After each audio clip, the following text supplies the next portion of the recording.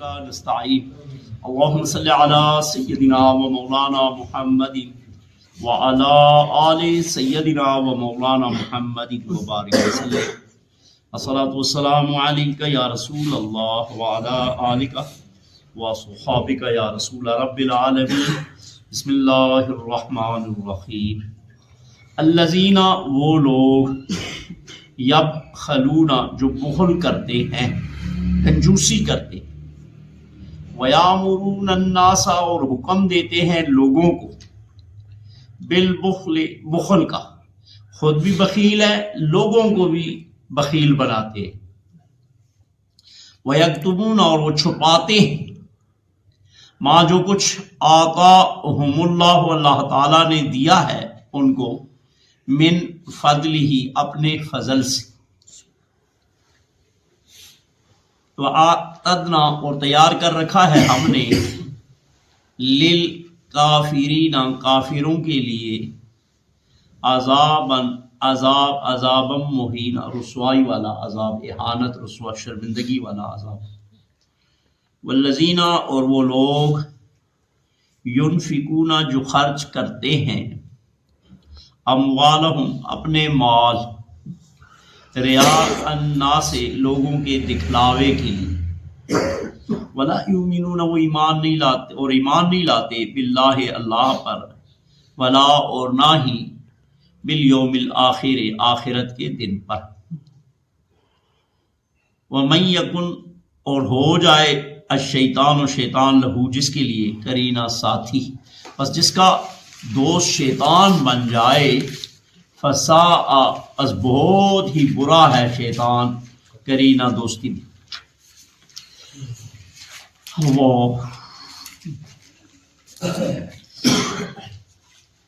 یہود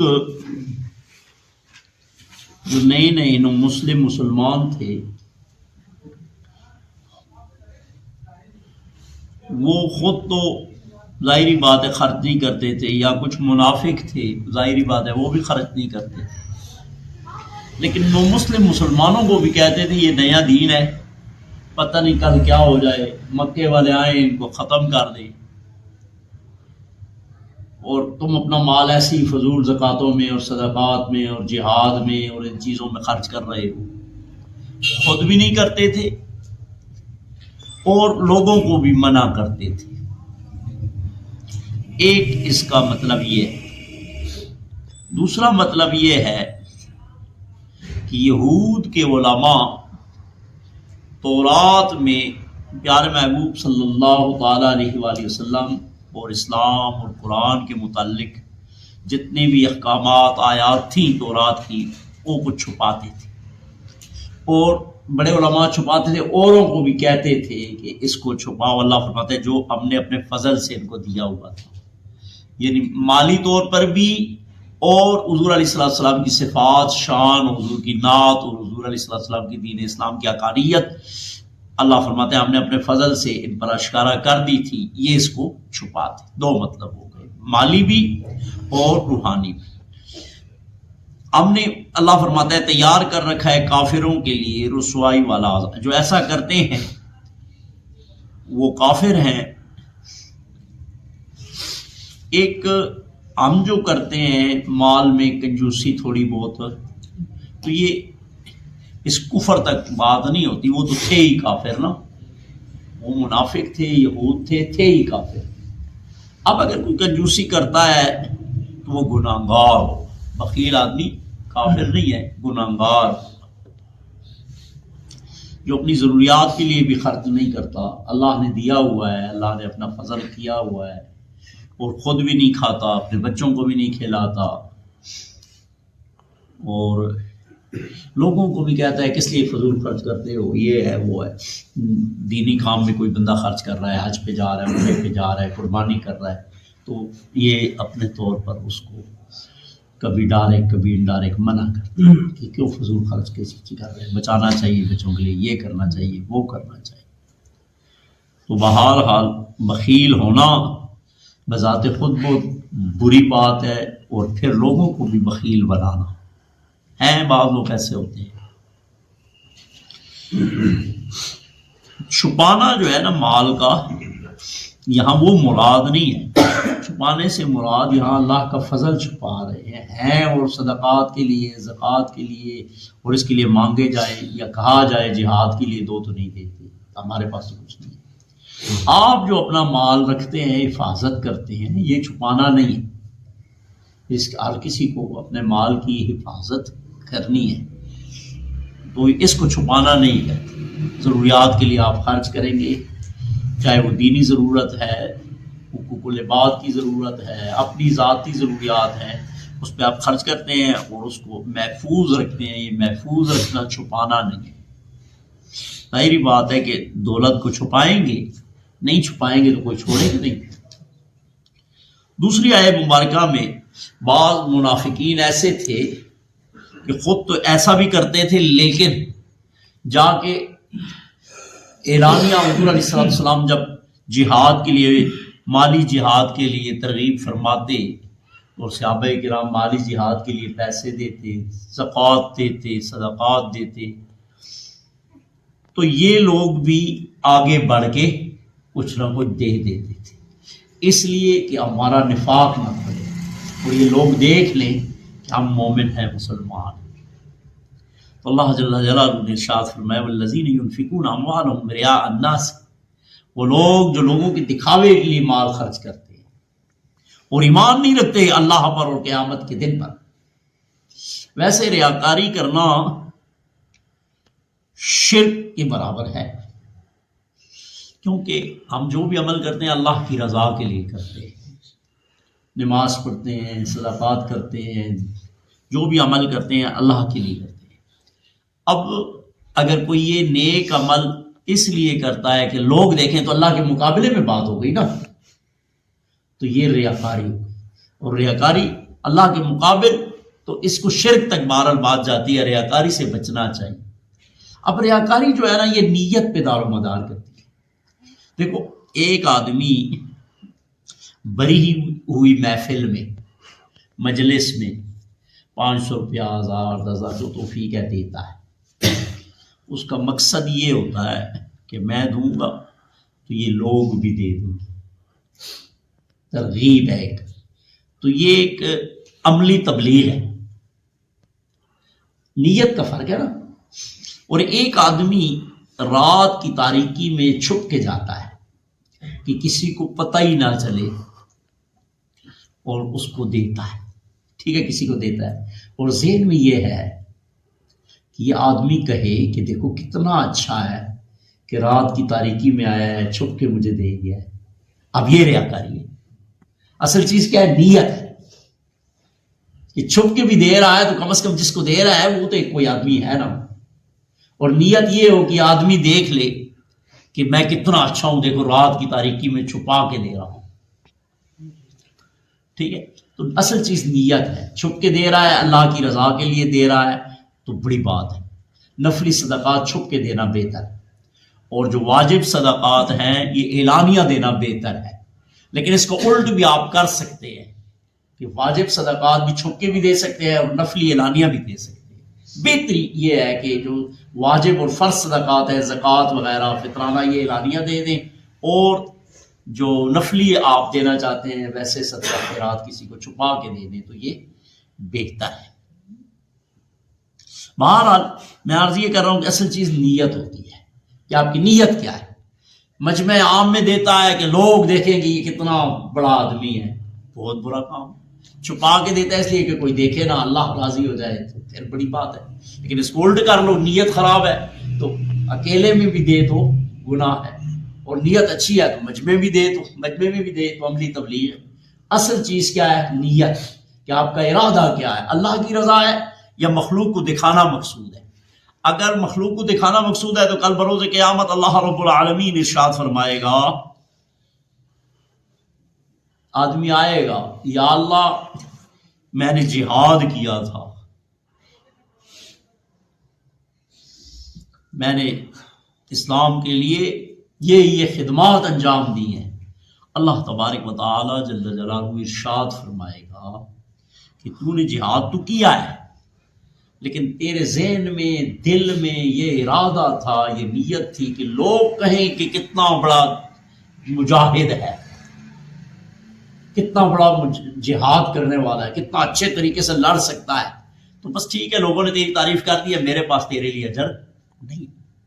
یا مال خرچ کرتا ہے، اللہ رب العالمین فرمائے گا میرے پاس تیرا اجر نہیں ہے، کیونکہ تو نے اس لیے خرچ کیا تھا کہ لوگ دیکھیں، لوگ خوش ہو جائیں، لوگ کہیں کہ واہ واہ واہ یہ کیسا آدمی ہے، کتنا سخی ہے، تو بس ٹھیک ہے جس مقصد کے لیے تو نے کیا ہے وہ ہو گیا۔ اصل چیز ہے نیت، اور جو بھی کام کرو اللہ کی رضا کے لیے، چاہے وہ اپنے والد کی خدمت کرو اس میں بھی پیش نظر اللہ کی رضا ہونی چاہیے، والدہ کی خدمت کرو، اپنے اہل و عیال بچے بیوی جو بھی سوچو کہ اللہ نے میری ذمہ داری لگائی ہوئی ہے، ان کے حقوق میرے ذمہ اللہ رب العالمین نے لگائے، اللہ کی رضا کے لیے اور اللہ کی لگائی ہوئی ڈیوٹی پوری کر رہا ہوں، تو یہ کیا ہے؟ عبادت ہے، اپنے بچوں کو کھلانا، اپنے والدین کی خدمت کرنا، اس پر آپ کو اجر ملے گا۔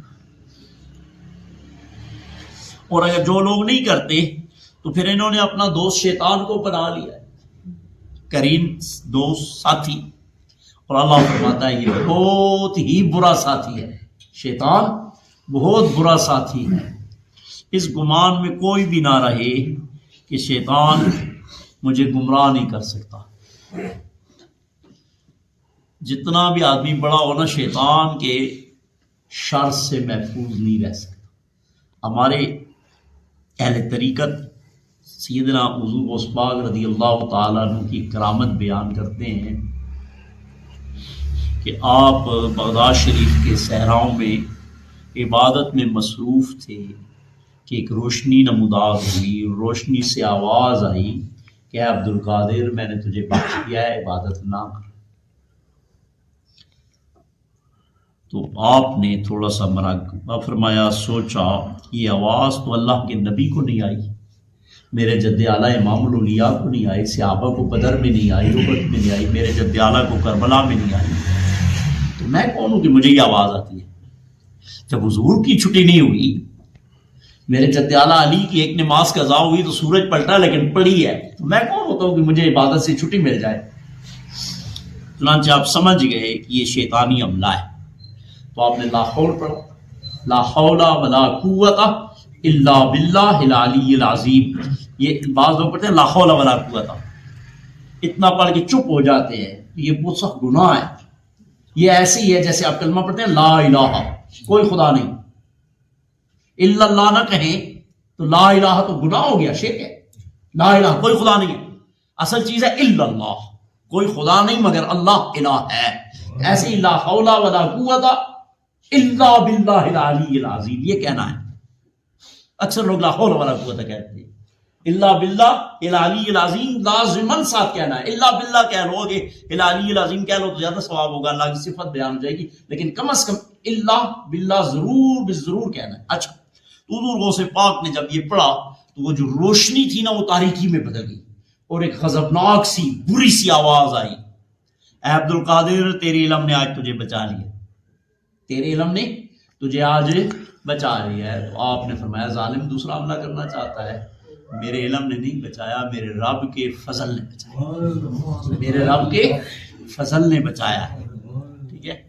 تو شیطان نے کہا کہ اس مقام پہ پہنچے ہوئے 70 لوگوں کو گمراہ کر چکا ہوں۔ میں جو کہہ رہا ہوں نا کہ کوئی اپنے آپ کو مستثنا نہ سمجھے کہ شیطان مجھے کچھ نہیں کہہ سکتا، اولیاء کا سردار، اور اس مقام پہ اور حضور غوث پاک اور نبی پاک علیہ السلام کے درمیان 500 سال کا فرق ہے۔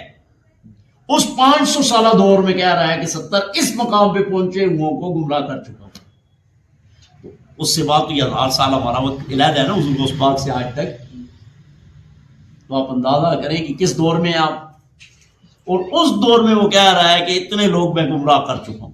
تو شیطان سے کوئی بھی خون جس طرح وجود میں گردش کرتا ہے اس طرح شیطان خون میں پھرتا ہے۔ انبیاء پر شیطان نے حملے کیے ہیں، کامیاب نہ ہونا علیحدہ بات ہے، لیکن شیطان نے انبیاء کو بھی نہیں چھوڑا۔ ایوب علیہ السلام کے پاس گئے، اس طرح اور بھی انبیاء علیہ السلام کے پاس گئے، تو شیطان نے یعنی انبیاء کو بھی نہیں چھوڑتا وہ، تو اور کا ماشما کون ہے؟ اللہ۔